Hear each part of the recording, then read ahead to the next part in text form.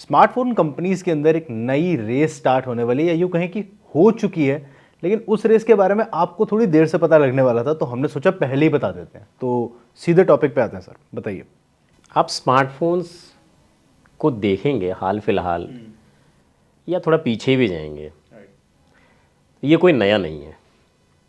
Race नई हो सकती है, नए तरीके की हो सकती है, लेकिन ये रेस तो चली रही है लंबे टाइम से। ये बिल्कुल क्लियर है, एक कंपनी एक किसी प्रोडक्ट के साथ कोई नई चीज़ लेके आती है और वो कंटिन्यू हो जाता है दूसरे प्रोडक्ट्स में, दूसरी कंपनियों के प्रोडक्ट में, और एक टाइप की चीज़ चलती है। नई रेस ट्राईफोल्ड की है। राइट।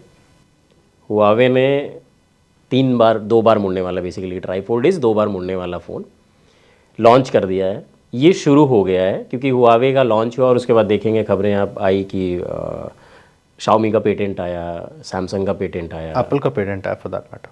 एप्पल का पेटेंट थोड़ा पहले का है, उससे रिलेटेड भी खबरें आ गई। ये रेस तो शुरू होनी है, ये तय है। मज़े की बात ये है कि फोल्डेबल फ़ोन्स खुद अभी मेन स्ट्रीम के नहीं बन पाए हैं। फोल्ड होना हो या फ्लिप हो, फोल्ड और फ्लिप दोनों अभी आपको मेन स्ट्रीम फ़ोन की तरह नहीं लगेंगे। 100 लोग अगर खड़े हैं, मुझे लगता है स्मार्टफोन यूज़र, जो आज फ़ोन सबकी ज़रूरत है, सबके पास मिल जाता है, 100 में मुझे लगता है कि आपको 1-2 लोग मिल जाएंगे, 3 लोग मिल जाएंगे जिनके पास फोल्ड या फ्लिप होगा। ट्रू।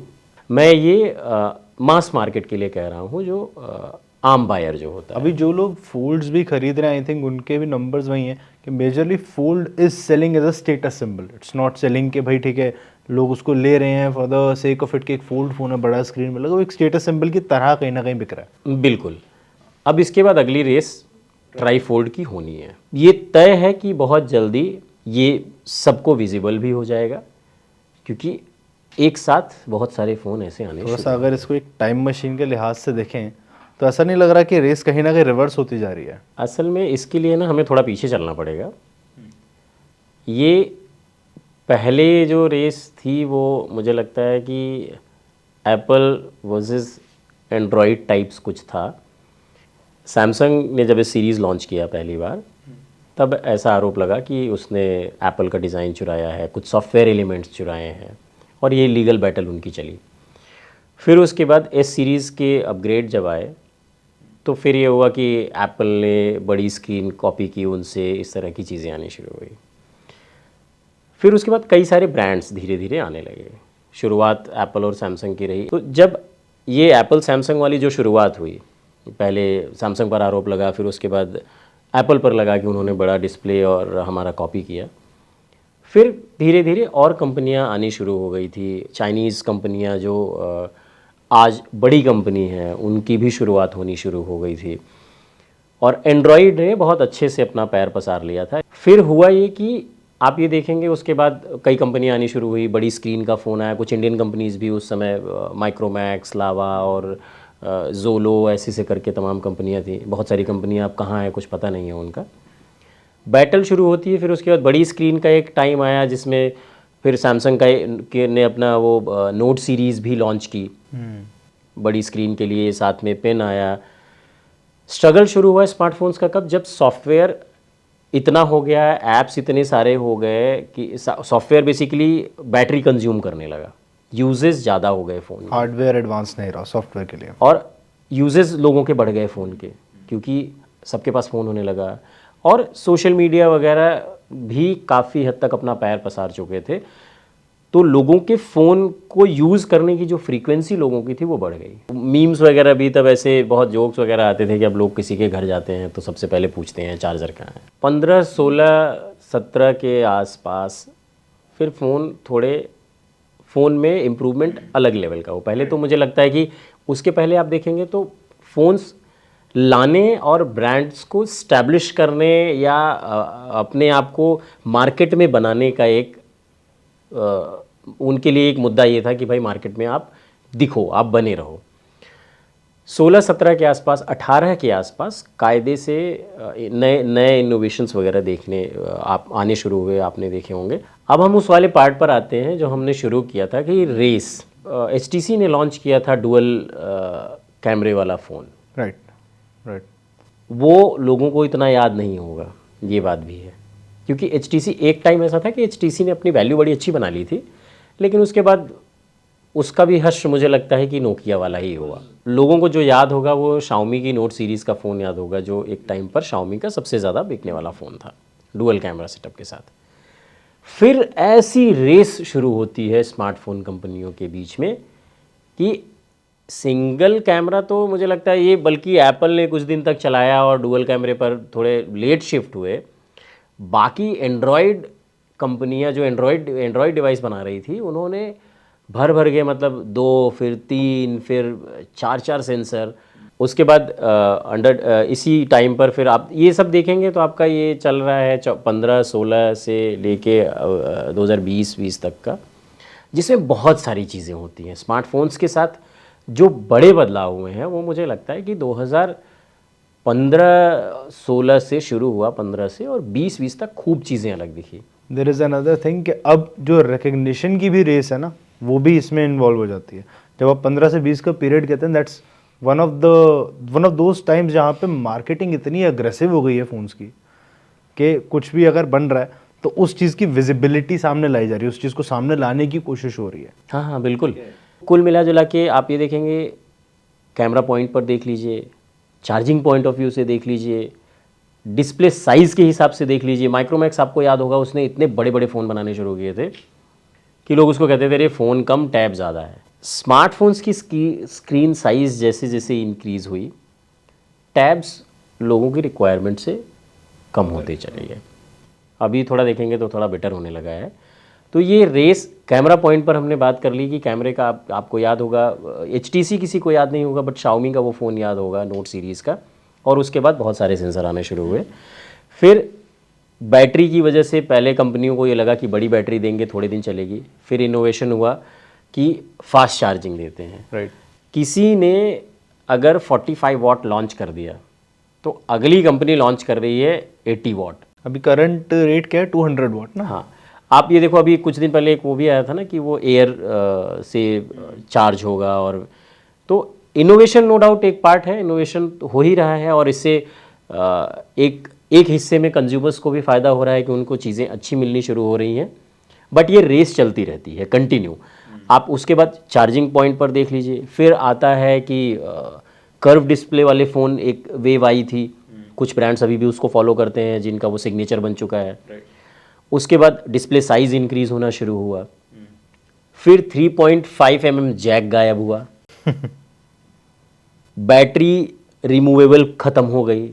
ये किसी एक कंपनी ने शुरू किया और उसको लोगों ने फॉलो करना शुरू किया। फिर आते आते बॉक्स से चार्जर गायब हो गए, एडाप्टर ख़त्म हो गया, और अब तो बिना एडाप्टर के आने वाला फ़ोन प्रीमियम लेवल का फ़ोन, फ्लैगशिप लेवल का फ़ोन है।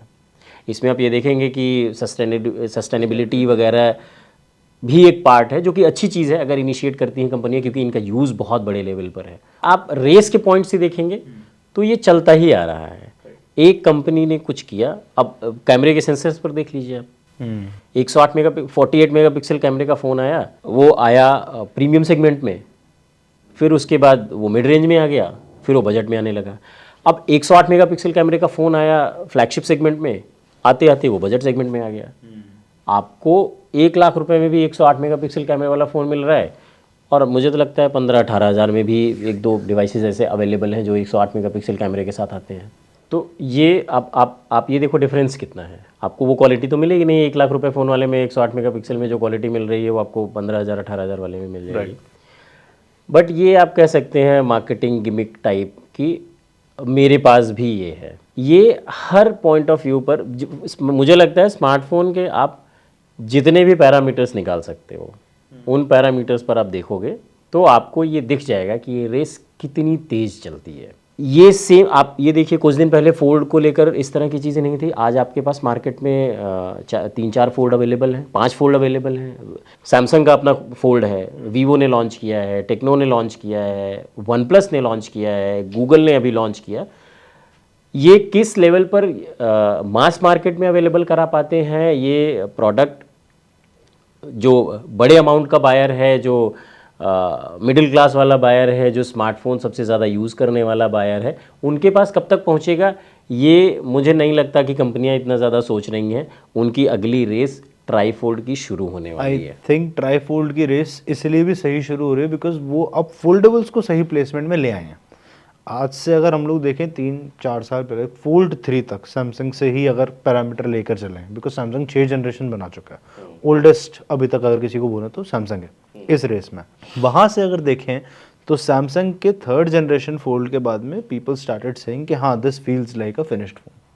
अब यहाँ लग रहा है कि अब ये फ़ोन जो है मेच्योर हो रहा है, डिज़ाइन रिफाइन होता जा रहा है, धीरे धीरे इसके स्पेक्स बेटर होते जा रहे हैं, everything is getting better over time. ठीक है, with the 6th generation fold, ठीक है, and with the other options in the market, सारा कुछ मिला जुला करके अब फोल्ड्स लोगों के ना हाथ में पहुंचने शुरू हो गए। कहीं ना कहीं उसके बारे में जो अवेयरनेस है वो इतनी है कि हाँ भाई अब एक बार फोल्ड होने वाले फ़ोन भी आते हैं, फ्लिप होने वाले फ़ोन भी आते हैं। एंड जिस टाइम तक ये ट्राई फोल्ड की मेरे ख्याल से रेस कैचअप करेगी तब तक फोल्ड लोगों के हाथ में ऑलमोस्ट मेन स्ट्रीम जितना आ चुका होगा, क्योंकि मेन स्ट्रीम कहीं ना कहीं अभी अगर देखें तो उस बिल्कुल हॉल्ट वाले लेवल पे है। जो जिस लेवल पर जितना टाइम लगा है फोल्ड को यहाँ पहुँचने में, इतने टाइम में इस जगह जब ट्राईफोल्ड होगा तो फोल्डेबल नो डाउट ज़्यादातर लोगों के पास अभी पहुँच चुका फोल्डेबल्स होगा। तीसरे से चौथे जनरेशन में सबके चल रहे हैं, वो लाते लाते जब 8वें 9वें जनरेशन तक पहुंच जाएंगे तब तक तीसरा चौथा जनरेशन होगा ट्राईफोल्ड का, और ये मास मार्केट में आ चुका होगा फोल्ड। बट ये है कि हम अगर पैटर्न देखें तो कंपनियों का पैटर्न यही है कि एक कंपनी ने अगर कुछ किया है तो हमें वो करना है। और कई बार आप देखेंगे क्रिटिसाइज़ भी करती हैं एंड्रॉयड कंपनियां। आप देखोगे तो कई मामलों में कभी कभी ये लोग क्रिटिसाइज़ भी कर देते हैं iOS को, आईफोन को। बेसिकली बहुत सारी चीज़ें ऐसी होती हैं जो आईफोन में आती हैं। इनफैक्ट कुछ एंड्रॉयड फ़ोन्स हैं जो बिल्कुल आईफोन जैसा दिखने वाले लॉन्च कर देते हैं। हाँ, वो दोनों साइड पे हो रहा है। ये दोनों तरफ हो रहा है, ऐसा नहीं है कि उधर नहीं हो रहा है। बट चूंकि उसका एक स्टेटस सिंबल है तो उस तरह का फ़ोन एंड्रॉयड, कुछ मैंने डिवाइसेस देखे हैं, कुछ सस्ते ब्रांड्स हैं जिन्होंने बिल्कुल आईफोन जैसा हूबहू दिखने वाला फ़ोन लॉन्च किया। नॉच आ गई थी जब वो लोग फुल डिस्प्ले बना सकते थे, पंच होल बिना वजह notch I. But same way कुछ ऐसी चीज़ें भी हैं जो एप्पल कर रहा है अब, तो वो लोग कह रहे हैं कि भाई जो कस्टमाइजेशन ऑप्शन है iOS 18 के वो सारे के सारे एंड्रॉइड से उठाए। मैं यही बेसिकली कहना चाह वही रहा था वो सब कुछ हो रहा है, दोनों तरफ हो रहा है कि आपको टेक्नोलॉजिकल एडवांसमेंट और टेक्नोलॉजी किस लेवल की है, यूजर्स की सेफ्टी सिक्योरिटी किस लेवल की है, सब एक बराबर नहीं दे रहे हैं। लेकिन एक फ्रंट एंड पर दिखने वाली विजिबल चीज़ जो यूज़र को दिख रही है, जैसे मुझे दिख रहा है कि इस आईफोन्स में पिल शेप कटआउट आया है, वो मैंने देखा उसके कुछ 15 सीरीज़ में जब ये आया उसके कुछ दिन बाद एक फ़ोन लॉन्च हुआ 14-15 हज़ार रुपये के, 16 हज़ार रुपये का फ़ोन था और उसमें सेम आ गया वो। तो ये आईफोन्स में भी है, ये एंड्रॉयड में भी है। वो उनको कॉपी करेंगे, वो उनको कॉपी करेंगे। नए तरह की कोई भी चीज़ अगर कोई एक लेके आता है तो दूसरी कंपनी उसको फॉलो करती है। उसके रीज़न बहुत सारे होते हैं। इसका रीज़न है मार्केट प्रेशर। कंपनियों को ये लगता है कि मेरी ये वैसे ही है, पता है, जैसे हम कहते हैं कि मेरे पड़ोसी, आप ये देखें ना, कही जाती है कि पड़ोसी के घर पर अगर 20 लाख की कार आ गई तो उसके जो दूसरा वाला पड़ोसी है उसके मन में ये आने लगता है कि आम तौर पर, सबके लिए नहीं, कि यार मेरी जो 10 लाख वाली है इसको एक्सचेंज में डाल के हम भी ले आते हैं, उसके यहाँ ही आ गई है। तो सेम पैटर्न मुझे लगता है स्मार्टफोन कंपनियों के साथ भी है।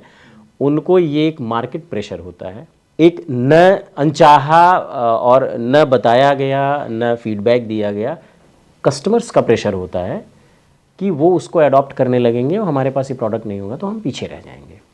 फर्स्ट थिंग है। Second thing, cost.